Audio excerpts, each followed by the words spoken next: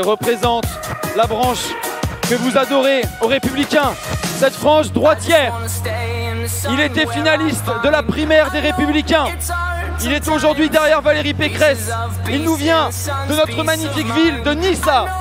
Je vous prie d'accueillir chaleureusement Éric Ciotti. Il est accompagné de Tuc Duhaldenis, directeur adjoint de la rédaction de Valeurs Actuelles.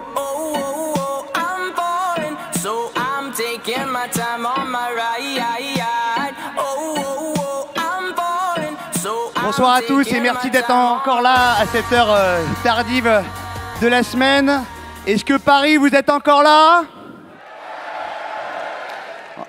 Un vieux rêve que j'avais envie de réaliser un jour, de pouvoir dire cette phrase sur scène. Éric Ciotti, merci beaucoup d'être avec nous. Merci à vous. Surtout après une déjà longue journée, un JT de TF1 tout à l'heure, et je crois même un déjeuner un peu particulier ce midi, si vous voulez nous dire avec qui vous avez eu l'honneur de déjeuner ce midi. Éric Ciotti? Non, c'était privé. C'était privé, bon. Monsieur Ciotti a déjeuné avec François Fillon ce midi. Merci à tous. Alors Éric Ciotti, lors du congrès des Républicains, vous avez créé l'événement, puisque déjouant certains pronostics, vous êtes arrivé premier au premier tour.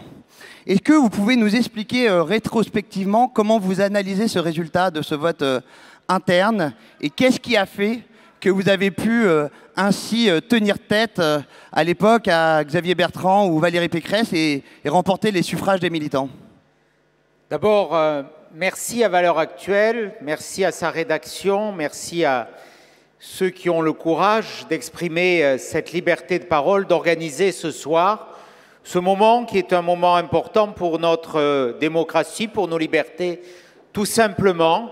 Ces paroles libres et cette volonté d'exprimer une appartenance tout simplement à la droite fait du bien et je veux en remercier Valeurs Actuelles. Merci beaucoup. Je veux dire aussi peut-être que ces valeurs de droite, oui, m'ont permise, parce que j'y adhère depuis toujours, j'y suis resté en quelques circonstances que ce soit, fidèle. Eh bien, ces valeurs de droite, je les ai chevillées au cœur. J'y adhère depuis mon engagement dans la vie publique et je n'ai jamais varié. J'ai toujours gardé ce cap et je pense que les militants des Républicains ont voulu aussi, peut-être à la surprise générale, déjouant les pronostics des commentateurs avisés qui avaient déjà choisi leur casting, eh bien, ont voulu démontrer qu'il y avait cette volonté d'une fierté, d'une revendication d'être de droite. J'ai porté dans cette campagne du Congrès des Républicains un cap à droite. Mon slogan, c'était à droite pour que la France reste la France. Voilà, j'ai un peu inauguré cette formule et j'en suis fier et je la revendique. Je ne demanderai pas des droits d'auteur à d'autres, mais en tout cas, ce fut mon engagement et c'est mon engagement de toujours. Je crois que l'état de notre pays, le déclin, le déclassement que subit la France que nous aimons, cette France qui vient du fond des âges, comme le disait le général de Gaulle, qui vit, que l'avenir appelle, rajoutait-il, pour autant qu'elle sache rester fidèle à elle-même. Eh bien oui, je crois que cette France que j'aime passionnément, elle a besoin des valeurs de droite. Pour moi, les valeurs de droite, c'est l'autorité, c'est l'identité, c'est la liberté. Ce sont ces trois valeurs qui ont constitué les piliers porteurs de ma campagne. Et aujourd'hui, je le dis, fort de ces valeurs, je suis heureux d'être engagé aux côtés de Valérie Pécresse pour faire en sorte qu'il y ait une vraie alternance, une vraie alternative dans notre pays. Alors on a connu la droite décomplexée de Jean-François Copé, on a connu le sarkozysme, on a connu la campagne de François Fillon en 2017, la présidence des Républicains avec Laurent Wauquiez, votre campagne vous-même lors de la primaire et puis maintenant la candidature de Valérie Pécresse. Est-ce que vous pouvez dire à cette salle ce soir que pour vous les Républicains ont trouvé leur positionnement et que les Républicains savent où ils habitent ? Oui, totalement. Je crois que nous incarnons aujourd'hui, je le dis la seule alternative crédible, responsable, raisonnable, sérieuse à Emmanuel Macron. Et nous incarnons la seule possibilité de porter cette alternance, je le dis, parce que nous avons cette histoire, une histoire dont je suis fier, l'héritage d'une famille politique qui, depuis le général de Gaulle, Georges Pompidou, Jacques Chirac, Valéry Giscard d'Estaing, Nicolas Sarkozy, ont écrit les plus belles pages de l'histoire contemporaine et ont porté les réformes les plus fortes et les plus audacieuses. Et c'est dans cette filiation que je me situe, dans ma famille politique, et en veillant dans ma famille politique à ce que les valeurs que j'évoquais tout à l'heure, celles de l'autorité, celles de l'identité, celles de la liberté, aient toute leur place. Oui, je suis de droite, et oui, je suis bien aux Républicains, et oui, je vous le dis, seule cette famille politique pourra demain incarner une alternance responsable, sérieuse et crédible pour notre pays. Alors, Éric Ciotti, je crois que même vos adversaires politiques vous reconnaissent cette qualité. Vous êtes réputé pour être un spécialiste des questions régaliennes, comme on dit dans le jargon, des questions de sécurité, des questions de défense. Emmanuel Macron n'a pas baissé les effectifs policiers durant son quinquennat, et pour autant, le sentiment d'insécurité, pour reprendre cette expression qui fait Florès, continue d'être persistant en France. Alors, selon vous, quelles sont les solutions, au-delà de mettre du bleu dans la rue, au-delà d'augmenter les effectifs policiers, pour résoudre de manière un peu structurante la question de l'insécurité en France? Le constat, vous le rappelez, le constat, c'est 32% de coups et blessures volontaires en plus depuis l'élection d'Emmanuel Macron, c'est-à-dire 800 faits de violence gratuite par jour. Le constat, c'est un policier ou un gendarme blessé en mission chaque heure dans notre pays. C'est un outrage subi par un policier ou un gendarme toutes les 20 minutes. Le constat, ce sont 3 fois plus d'homicides et de tentatives d'homicide depuis 2012 dans notre pays. Nous le voyons, nous sommes face à une société de plus en plus violente. Alors les réponses, eh bien, j'y travaille avec beaucoup de parlementaires à l'Assemblée nationale, avec beaucoup de sénateurs. Je vois ici Valérie Boyer, je vois Nadine Morano. Je crois que nous avons aujourd'hui la capacité de porter ce projet qui répondra à ce constat qui aujourd'hui prive beaucoup de nos concitoyens, et notamment les plus fragiles, de leur liberté chaque jour. Alors, le constat, les solutions, d'abord, la réponse pénale. S'il y a autant d'insécurité, s'il y a autant de violence dans notre société, c'est parce que d'abord, la réponse pénale est défaillante. Et puis ensuite, tout d'abord, s'il y a autant de violence dans notre société, et je fais le lien très direct, c'est parce qu'il y a trop d'immigration dans notre pays. 25% des places de prison aujourd'hui, il y en a 61 000, il y a à peu près 70 000 détenus. Dans ces 70 000 détenus, quasiment 25% sont de nationalité étrangère. Nous devons nous attaquer très clairement, si nous voulons fortement voir diminuer la délinquance et la criminalité dans notre pays, à réguler l'immigration, à diminuer l'immigration, qu'elle soit légale. 2 millions d'étrangers arrivés dans notre pays depuis l'élection de M. Macron, ou naturellement qu'elle soit illégale. Est-ce à dire, pardon, je vous coupe, mais que vous aussi, vous êtes pour un ministère de la remigration? Je suis pour une politique claire. La remigration, ça ne veut rien dire.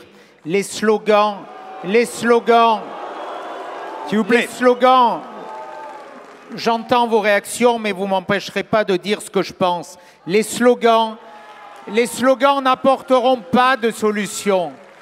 La remigration, vous allez faire retourner des gens qui sont français dans leur pays d'origine. Tout ça, vous dites oui, mais tout ça n'est pas possible. Tout ça n'est pas réaliste. Moi, je veux porter un projet réalisable, réaliste. On peut se faire plaisir. Je ne suis pas là pour dire ce que vous avez envie d'entendre. Je suis là pour défendre des solutions raisonnables, responsables et qui sont applicables. Le reste ne relève que de slogans qui ne seront jamais appliqués. Il faut un ministère de l'Intérieur parce que c'est là où doit être gérée la politique migratoire, qui est le courage de diminuer fortement l'immigration, de faire diminuer l'immigration légale par 2, de réduire aujourd'hui le nombre de faux demandeurs d'asile qui dévoient la procédure d'asile, de mettre en place des plafonds maximaux d'immigration. Il faut un ministère de l'immigration dans le ministère de l'Intérieur qui expulse ceux qui n'ont ni droit ni titre pour résider sur le territoire national. Il faut remettre en vigueur le délit de séjour illégal. Il faut tripler le nombre de places en centre de rétention. Il faut faire en sorte que demain, nous reprenions le cours de notre destin par des propositions claires qui soient acceptées aussi par les pays sources d'émigration parce que nous leur aurons imposé des contraintes. Voilà, moi je ne suis pas là pour asséner des slogans, je suis là pour proposer, comme nous l'avons fait dans une proposition de loi constitutionnelle et dans un texte qui est chiffré, qui est précis, qui est écrit, et pour faire en sorte aussi, comme nous le proposons, de faire voter par référendum une charte constitutionnelle qui nous permettra de retrouver notre souveraineté juridique alors qu'elle nous a été très largement écornée par des directives européennes, par la jurisprudence de la Cour européenne des droits de l'homme, par la jurisprudence de la Cour de justice de l'Union européenne, reprise avec beaucoup de zèle par le Conseil d'État ou la Cour de cassation. Nous devons retrouver notre souveraineté juridique par le biais d'une charte constitutionnelle qui sera votée dès l'automne par un référendum et qui sera jointe à la Constitution. Nous répondrons dans cette charte à toutes les problématiques, celles de l'immigration, mais aussi celles de la sécurité. Des juristes y ont travaillé, les plus éminents constitutionnalistes de notre pays. Il nous faut lever ces obstacles. Ça, c'est du travail précis, ça, c'est de la réflexion, ça, ce sont des propositions que nous mettons sur la table et que nous ferons adopter par la volonté populaire. Je suis profondément convaincu que rien ne sera possible si les Français ne le décident pas eux-mêmes, et c'est le seul moyen de le faire, c'est le référendum. Merci beaucoup. Alors pour parler d'un autre sujet, sur le bilan d'Emmanuel Macron, il y a eu le discours des Mureaux d'Emmanuel Macron. Et je crois que les mots que Emmanuel Macron a prononcés ce jour-là sur le séparatisme islamiste, vous pourriez les reprendre à votre compte. Il dit que c'est un projet conscient, théorisé, qui se concrétise par des écarts répétés avec les valeurs de la République, qui se traduit souvent par la constitution d'une contre-société. Alors comment allez-vous faire pour contrer politiquement Emmanuel Macron, qui, dans le discours, prononce des mots que vous pourriez prononcer vous-même sur le sujet du séparatisme islamiste? Le problème, ce ne sont pas les mots que prononce Emmanuel Macron et dans lesquels je pourrais, vous le dites, me retrouver, ou vous pourriez vous retrouver, ou nous pourrions nous retrouver. Le problème, ce sont les actes ou l'absence d'actes, justement, que le président Macron n'a pas réalisé. J'ai regretté tout à l'heure de ne pas pouvoir débattre avec Mme Schiappa. Vous aviez prévu, vous m'aviez invité pour cela et je vous avais répondu favorablement. Elle avait préféré une uniformité effectivement des formats. D'organiser ce débat avec Mme Schiappa, puis je crois qu'elle n'a pas eu l'autorisation de l'Élysée. Naturellement, l'Élysée refuse tout débat. L'Élysée veut faire de cette élection présidentielle finalement une grande campagne de communication. Vous avez l'impression d'un hold-up démocratique un peu ou pas? Bien sûr, bien sûr. Nous sommes à 3 semaines de cette élection présidentielle et le candidat président ou le président candidat, avec d'énormes différences entre eux d'ailleurs, fuit ce débat. Mais est-ce que le il impose séparatisme... à ses ministres également de fuir ce débat. Éric Ciotti, est-ce que le séparatisme islamiste devrait faire partie des thèmes de campagne s'il y avait une vraie campagne? Mais naturellement, parce que c'est sans doute la première menace qui pèse sur notre nation. Le séparatisme islamiste, c'est vouloir nous imposer par le terrorisme, par la force, par la violence, un mode de vie, des modes de vie, une culture, une identité, une histoire qui n'est pas fidèle à ce que nous sommes, à notre héritage, un double héritage, celui d'une civilisation chrétienne et celui de la civilisation des Lumières. L'islamisme, le terrorisme, islamisme qui en est le vecteur, veulent nous faire entrer dans une société d'obscurantisme. Je m'y refuse et je veux dire et je veux dénoncer la lâcheté de ce pouvoir qui a refusé tout au long de ce quinquennat, comme ce fut également le cas pendant le quinquennat de François Hollande, auquel Emmanuel Macron, ne l'oublions jamais, a été étroitement associé dans toutes les décisions. Eh bien, ce quinquennat, oui, a été celui de tous les renoncements, des grandes comme des petites lâchetés. Madame Schiappa, tout à l'heure, parlait de cette loi sur le séparatisme. Oui, j'ai entendu le discours d'Emmanuel Macron au Mureaux. Je l'ai entendu aussi dans la cour de la Sorbonne, devant le cercueil de Samuel Paty, enseignant qui a été décapité dans un collège des Yvelines parce que tout simplement il transmettait nos valeurs, il transmettait notre histoire. Je l'ai entendu devant le cercueil du colonel Arnaud Beltrame, héros français qui a donné sa vie pour sauver un otage prisonnier d'un islamiste. Je l'ai entendu dans la cour des Invalides. Je l'ai entendu dans la cour de la préfecture de police devant les cercueils de 4 policiers sauvagement assassinés par un islamiste. Ces mots, j'aurais pu les reprendre. Et puis, à l'Assemblée nationale, au Sénat, nous avons eu des textes qui n'avaient absolument rien à voir. Nous avons vu une extraordinaire, je le redis, lâcheté, parce que c'est pour moi le mot qui caractérise ce pouvoir dans le combat qu'il aurait dû livrer contre l'islamisme. On est lâche quand on refuse d'interdire le port du voile pour les fillettes. On est lâche quand on refuse d'interdire le port du voile pour les accompagnants scolaires, comme l'avait fait Nicolas Sarkozy. On est lâche quand on refuse d'interdire le burkini sur nos plages, dans nos piscines. Et on est lâche enfin, comme ce fut le cas il y a 3 semaines à l'Assemblée nationale et au Sénat, d'interdire le port du voile sur les stades pour les fameuses hijabeuses. Parce que pour moi, je le dis, le voile est un étendard qui marque la conquête des âmes et des territoires. C'est un instrument d'asservissement de la femme et j'aurais aimé que les grandes voix légitimes qui prônent l'égalité entre les hommes et les femmes, qui prônent la liberté, l'émancipation pour les femmes aient le même courage pour s'opposer et pour se lever contre ceux qui veulent voiler et masquer les femmes, qui ne seraient qu'un objet de convoitise. Eh bien, ce pouvoir n'a eu le moindre courage face à ces menaces. Face à ces risques, je le dis et il faut le dénoncer, cette loi sur le séparatisme, elle est vide. C'est une addition de mesurettes, c'est un filet d'eau tiède qui ne sera en rien en mesure d'endiguer la montée de l'islamisme que nous constatons dans nos quartiers.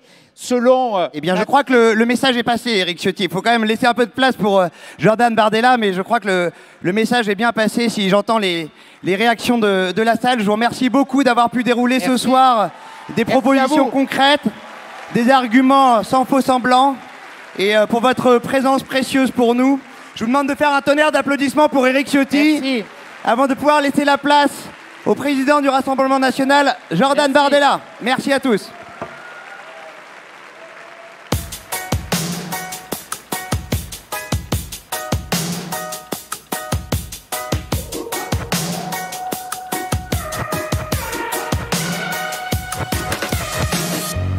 Wanna stay in the sun where I find I know it's hard sometimes. Be pieces of peace in the sun's peace of mind. I know it's hard sometimes. Les Éveilleurs, c'est une association nationale qui organise des grands événements comme celui de ce soir. Nous invitons des grandes personnalités du monde politique sur des sujets d'actualité pour débattre et reconstruire les idées de la droite.